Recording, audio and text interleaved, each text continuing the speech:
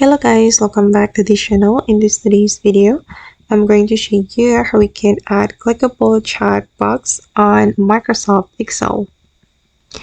Okay, let's get into it guys. Here I have opened my Microsoft Excel on my computer, and if I want to add checkbox, we need to activate developer menu first.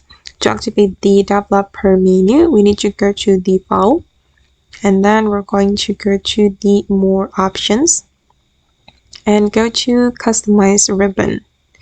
Okay, and here you will be able to activate the developer. Okay, and click on OK button. Alright, and now the developer tab or developer menu has been added to my Microsoft Excel, and I'm going to go to the developer menu. Oops, sorry guys.